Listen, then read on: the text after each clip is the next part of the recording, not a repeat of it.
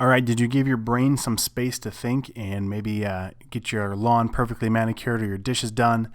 I actually took the day off and I got to go swimming with my kids, so that was a ton of fun. And coming back, I'm fresh and have a fresh look at these logos, and I've got a couple ideas I wanted to play out real quick. So what I'm going to do is just experiment with a couple more mock-ups and show you a couple more tips and tricks. Then we'll learn how to package and send these as a comp. What a comp means is like a comprehensive look or just an idea, just a first round for if you were working with a client, say, hey, what do you think about these? Are these going to be what you're looking for? So what I'm going to do is grab this icon right here. I'm just going to hit my direct selection tool to highlight it, Command C to copy, Command V to paste it over here so we can play with it a little bit.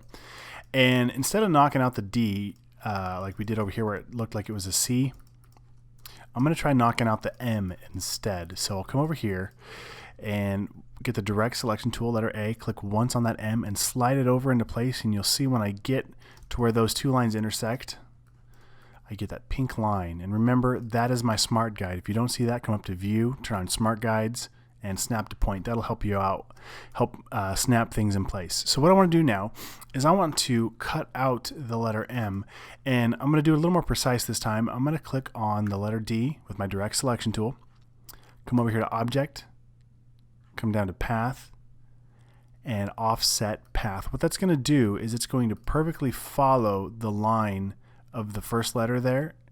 I'm going to hit OK, and you might need to change the offset amount a little bit. I'm going to hit OK, and now I've got two different shapes here.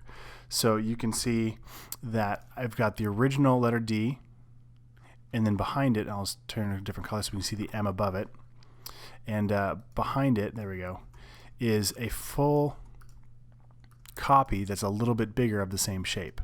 So what I'm going to do is I'm going to use this shape to knock out the letter M. So I'll click on that, shift click on the M, and then shift M to get my shape builder tool. Hold on Alt, and I'm just going to delete all of that. Click and drag. All right, so now I've got a D and an M, and that actually is working pretty good here. I'll just change the colors back. So there's one idea. Now I'm going to keep pushing this a little bit further. I'll click once, Alt and drag. And now what I'm going to do is hit the letter A to get my direct selection tool, but I'm just going to grab one of these anchor points, because now what I can do is hit delete once and then one more time to delete that whole selection, and it actually pulled out the middle portion of that letter. So now it's just a solid shape. And maybe I'll play with, let's see, I'll leave that there, click and drag a copy, zoom in a little bit, hit the letter A to get that shape, hold on Alt, click and drag, and then after I start to drag, I'll hold on the Shift key, which forces it to stay in line.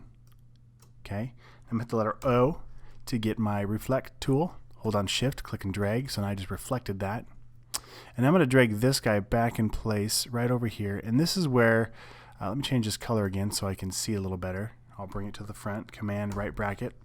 This is where it's nice in Illustrator because we can zoom in really, really far. So I can grab this guy and drag over till I see that it's exactly where I want it to be. Maybe just a touch past so that way it covers it up, and then let go. All right, so now I've got kind of an interesting looking shape here. And the whole purpose of all of this is just to create something cool and unique, something that nobody else has made yet, so that way it can be your own custom logo. So now what I'm going to do, that's fine. I don't really care about the color yet. I'm just building shapes, just trying to get some ideas. And if it's bugging you, I can change it back to a gray color. So that's kind of an interesting shape. Now here's an idea. This could look almost like a spring or something. Let me show you what I'm thinking. I'm going to grab this shape in the middle here. I'm going to hit the letter P. And I'm going to, I don't want to add a path here, so let me actually click off here. With my pen tool, when I hover over it, it shows me when I'm on that path. So I'm going to click here, and then just visually I'm lining it up so that line matches that stem there. I'll click down here, and I'm just going to fill this. All right, so what we're doing here, it's kind of a mess, but just track with me here for a second. I'm going to hit the letter A, shift click on that shape there. So now I've got that weird shape I just made and the letter M behind it. Hold on Shift M to get my shape builder tool. Now I'm going to hold on Alt and click away from the pieces that I want to break apart here. Okay, so now it's tough to see, but if I click once on this, I can change my color. I'm going to hold down, or I'm going to hit the letter A to get my direct selection tool on this shape. Command Shift right bracket to bring that to the front. Let's try it one more time. I'm going to hit Command X, Command F to paste in front. There we go. It was stuck in the group behind it. So I've got kind of a mess behind there, but I don't really care because right now I'm just looking at what's above. So now I could play with the different tones here. I could go, let's just play with black and white for right now. Let's go from maybe a 75% black to maybe a 90%. And maybe let's match this with that shape here, and let's make this one a much lighter. Click on black and now bring that up to maybe 50%. So now we're kind of playing with depth of field. So it's kind of like that one's pushed behind, like it's in the shadows or something. So that's where you want to be careful. If we don't like this original shape, if we had to make this as a vinyl cutout for the side of a truck or embroidered on a t-shirt, we want to make sure that we're happy with this shape, which, you know, it's all right, but nothing crazy. But when you start adding multi-levels with tone or with color, it can add a lot more visual interest, which can be cool. But again, we want to be careful that we're not using that as a crutch to make something that's not a good solution look good. All right, so that was the one idea I had, just playing with it, just, you know, seeing if anything creative came with it. I can grab these. Maybe these are a little bit too thick. Let's see. Let me highlight all of it. Command G to group. Drag a copy down. So that's Command. Let's see what I even do there. I'm working so fast. Click once. Hold down Alt. Click and drag a copy. Hold down Shift to duplicate that. All right. Get my direct selection tool and highlight those here, and I'm just going to drag them in a touch. But instead of just guessing, I'm going to use my arrow keys. So let's see, I'll hold on Shift and do it by a factor of 10. Well, that's too much, so I'll hit Command Z. So now I'm just going to nudge it with my arrow keys. So 1, 2, 3, 4, 5, 6, 7. 7's about good. So now I can click on this side and go left. 1, 2, 3, 4, 5, 6, 7. All right, maybe I want to change the height of these. Let's go up. 1, 2, 3, 4, 5. That's kind of interesting. To be totally honest, I like that shape a lot better than how heavy this one is.